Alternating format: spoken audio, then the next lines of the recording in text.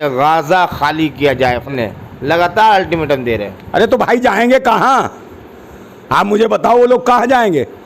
उनसे कौन सा गुनाह हो गया, कौन सी गलती हो गई है? क्यों आप कहाँ इजराइल से खाली करा दोगे, दुनिया से खाली करा दो, कहाँ जाएंगे?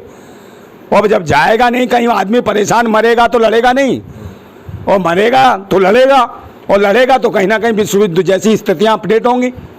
और जब विश्व युद्ध होगा तो पूरी दुनिया को खतरा है इससे कि भाई फिलिस्तीन छोटे पे छोटा होता जा रहा है, फिलिस्तीन की जगह घेरी जा रही है। कहाँ कितना फिलिस्तीन बड़ा था और आज वो कितना छोटा हो गया है। और उसके बावजूद भी उनके ऊपर जो तानाशाही जो हो रही है, जो गुंडागर्दी हो रही है, जो बदतमीजियाँ हो रही हैं, उसकी एक हद हो गई है। तो मैं फिर एक बात कहता हूँ कि सब्र सहने की भी एक सीमा होती है, सब्र सहने की भी एक सीमा होती है। बांध टूटता धीरज का तब अति होती है, अत होने पर प्रलय और प्रवर्तन होता, तब नई सुबह की नई सृष्टि का सृजन होता। ये समय है परिवर्तन का, और अगर इसी प्रकार से लोग लगे रहे तो स्थितियाँ खराब हो जाएंगी। फिलिस्तीन एक कमज़ोर मजलूम है, मतलब मजलूम हो चुका है, मजबूर है वो है। और अगर उसको बार बार दबाओगे, या चींटी भी किसी के नीचे दबती है तो वो भी काटती है। और इस स्थिति में क्या होगा कि विश्व युद्ध हो सकता है। बहुत से दुनिया के देश ऐसे होंगे जो विश्व युद्ध की स्थिति में आ जाए। लेकिन आप फ़लस्तीन को मजलूम बता रहे हैं, लेकिन भारत के प्रधानमंत्री तो इजराइल का सपोर्ट कर रहे हैं, तो आप भारतीय होने के नाते आपको समर्थन करना चाहिए। अगर किसी कमज़ोर पर जुल्म हो रहा है तो उसके हक में बात करनी चाहिए। और हम ये नहीं कहते कि आप लड़ो या दूसरों को मारो, कम से कम समझौते की बात की जानी चाहिए। आप किसी के खिलाफ नहीं हो सकते हो, इंसानियत के दुश्मन नहीं हो सकते हो।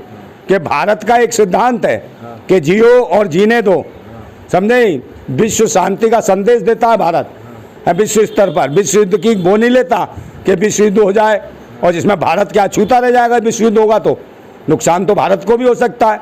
तो हमारे प्रधानमंत्री जी ने, पता नहीं, मुझे नहीं लगा किस तरीके से उन्होंने बयान दिया, क्योंकि पहले भी ऐसे मामले आए तो पहले के पूर्व प्रधानमंत्री आदरणीय अटल बिहारी वाजपेयी जी ने भी समर्थन किया था उस दौरान भी एक बार फिलिस्तीन का, कि आप किसी की ज़मीनों को कब्जा कैसे कर सकते हो, किसी की बहन बेटियों की इज्जतें कैसे लूट सकते हो, किसी के बच्चों को बर्बाद कैसे कर सकते हो, बेसहारा कैसे कर सकते हो, उन्हें लावारिस कैसे बना सकते हो। तो ये किसी हुकूमत को, किसी तानाशाह लोगों को ये अधिकार नहीं है। और इसके लिए पूरी दुनिया के लोगों को बोलना चाहिए। और पूरी दुनिया चिंतित है, परेशान है। सपोर्ट इजराइल सोशल मीडिया में ट्रेंड चल रहा है, सपोर्ट इजराइल, और जो है पूरी दुनिया के लगभग कंट्री जो है इजराइल के समर्थन में उतरे हैं। क्या देखते हैं आप, किस तरह? देखिए, मैं तानाशाह तो हूँ नहीं, तानाशाह लोग, तानाशाह मानसिकता के लोग जो धर्म मजहब के नाम पे जो उन्माद या जिहाद मचाते रहे हों। तो आपको लगता है जो धर्म मजहब की बुनियाद पर ये जंग हो रही है? ये कट्टरता के नाम पर जो आतंक मचा हुआ है, ये कट्टरपंथी लोग हैं। कौन फैला रहा है कट्टरता? अरे कट्टरता दिख रहे हो, इजराइल की कट्टरता नहीं है, यहूदी हैं, वो अपने हिसाब से इस्लाम को समझ के टारगेट कर रहे हैं, मगर इस्लाम नहीं है वो, पहले इंसानियत है। आप इंसानियत का कत्ल नहीं कर सकते हो। हर इंसान को जीने का हक है कायनात में, और आप उनकी ज़मीनों पर, भूमि पर, उनके घरों पर, उनके मकानों पर, उनकी बेटियों पर, उनके बच्चों पर आप कब्जा करेंगे, उन्हें मारेंगे। है तो क्या किसी वो जो मजलूम है, मैं कह रहा हूँ मजलूम की स्थिति में आ गए और मजबूर हैं वो लोग। अब पूरी दुनिया में कितने देश हैं, सब तानाशाह शासक देश हैं, अपने को सबको कमज़ोर को दबाने में लगे हैं, जबकि कमज़ोर के साथ खड़ा होना चाहिए। इस वक्त अमेरिका भी इजराइल के समर्थन में उतर आया है। भाई अमेरिका, मैं कह तो रहा हूँ, आप आगे पीछे कहीं भी देख लीजिए, अमेरिका का इतिहास रहा है। कहीं आतंकवाद फैलाना है किसी देश में तो अमेरिका का हाथ रहता है, हथियार सब अमेरिका के मिलते हैं। हाँ, कहीं भी देख लीजिए, आज तक जितनी भी कंट्रियों में जो कांड हुए। और यही वजह है कि इसकी दोहरी नीति की वजह से अमेरिका की जो पीछे से बाहर करता है, यही वजह है कि आज दुनिया की सबसे बड़ी शक्ति के रूप में वो दिखाई दे रहा है। इस चालबाजी से कुछ नहीं होने वाला। लेकिन नंदा भाई, क्या वजह रही है? फ़लस्तीन और भारत का दोस्ताना तो बहुत गहरा रहा है शुरू से, लेकिन अचानक जो है इजराइल का समर्थन करना कैसा है? और जब प्रधानमंत्री इजराइल का समर्थन कर रहे हैं तो भारतीयों को भी करना चाहिए। देखिए, मैं इस पक्ष में नहीं हूँ, सबका अपना अपना सोच है, विचार है। मैं नहीं हूँ इस पक्ष में, मैं इस मानसिकता का नहीं हूँ, समझे नहीं। और किस तरीके से लिया, किस कट्टरता से लिया, हो सकता है प्रधानमंत्री जी ने, हमारे ने 2024 की हमारे यहाँ चुनाव होने जा रहा है लोकसभा का, उस मानसिकता को लेके किया हो।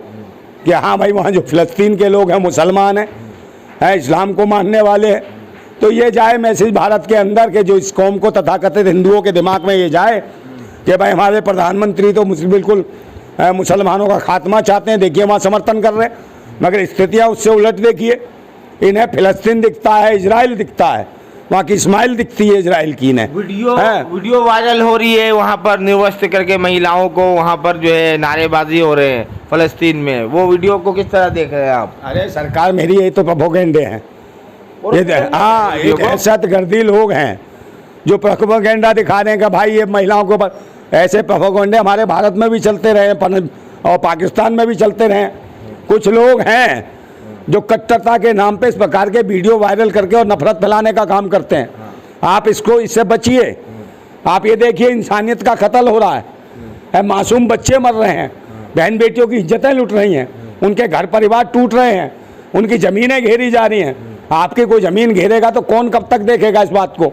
और प्रधानमंत्री जी ने, मैं कह रहा हूँ हमारे प्रधानमंत्री जी ने, आज उन्हें इजराइल की चिंता है, आज वहाँ की चिंता है विदेशों की, मगर भारत के मणिपुर की चिंता नहीं है। हमारे प्रधानमंत्री जी को निर्वस्त्र बहन बेटियों को घुमाया क्या उनकी वीडियो नहीं देखी लोगों ने? और ये तो कट्टरता, कौन सी कट्टरता है? लेकिन पिछले 9 साल में शिक्षा, स्वास्थ्य, रोजगार, सुरक्षा जैसी चीज़ों को इन्होंने धत्ता कर दिया है, बिल्कुल बेकार कर दिया है। तो आगे होगा क्या इस देश के अंदर? समझे नहीं? आपको मैं यही बताना चाहता हूँ कि भाई मणिपुर पर भी ध्यान दे लें। हमारे प्रधानमंत्री जी, मणिपुर के लिए एक शब्द नहीं निकला उनके मुंह से, समझे नहीं? किसी के साथ कुछ गलत हो जाए उसके लिए एक शब्द नहीं निकलता। कोई संसद भवन में किसी को जाति और धर्म को टारगेट करके गालियां दे, प्रधानमंत्री खेद व्यक्त नहीं कर सकते। लेकिन नंदा भाई अल्टीमेटम दिया जा रहा है लगातार कि गाजा खाली किया जाए, फ़लस्तीनियों को इजराइल ने लगातार अल्टीमेटम दे रहे हैं। अरे तो भाई जाएंगे कहाँ? आप मुझे बताओ वो लोग कहाँ जाएंगे? उनसे कौन सा गुनाह हो गया, कौन सी गलती हो गई है? क्यों आप कहाँ इजराइल से खाली करा दोगे, दुनिया से खाली करा दो, कहाँ जाएंगे?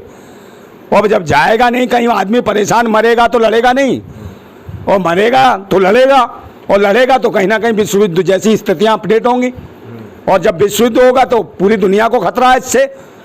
और ऐसी स्थिति बनाने से अच्छा है कि ज़्यादा भारत को या अन्य जो देश हैं कोई भी देश है, वो चाहते हैं कि शांति बहाली करें, वहाँ समझौता कराएं, और लोगों को सामान्य जीवन जीने का एक अधिकार है सबको। क्या कहना चाहते हैं भारत के प्रधानमंत्री जी पूरी दुनिया के हुक्मरानों से अमन की बहाली के लिए? क्योंकि दोनों मुल्कों में जिस तरह से जंगबंदी हो रही है, इससे जो है नुकसान और बढ़ता जा रहा है। देखिए मैं तो ये चाहता हूँ, भारत के प्रधानमंत्री जी से भी विनती करूँगा हाथ जोड़ के कि मेरी विनती है उनसे, चाहे प्रार्थना समझे, चाहे कुछ भी समझें, अपील समझें, कुछ समझें, निवेदन समझे मेरा, कि आप भारत की एक नीति रही है जियो और जीने दो की।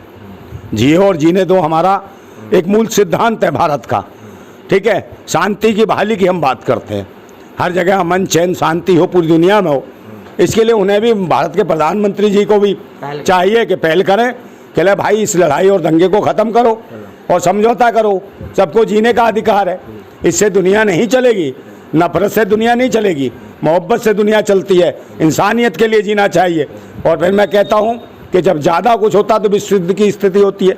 तो फिर मैं एक शेर है मेरा, मैं उसके माध्यम से कहना चाहता हूँ कि वो गुलाम बड़े बुज़दिल हैं, वो गुलाम बड़े बुज़दिल हैं जो कहते हैं क्रांति बड़ी मुश्किल है। वो गुलाम बड़े बुज़दिल हैं जो कहते हैं क्रांति बड़ी मुश्किल है, और क्रांति हर मुश्किल को आसान बना देती है। तानाशाह कितना भी मजबूत हो, उसे खाक में मिला देती है। हर आदमी दुनिया में हमेशा नहीं बने रहने वाला, समझे? आए और पता नहीं कितने चले गए ऐसे तानाशाह, और ये भी चले जाएंगे।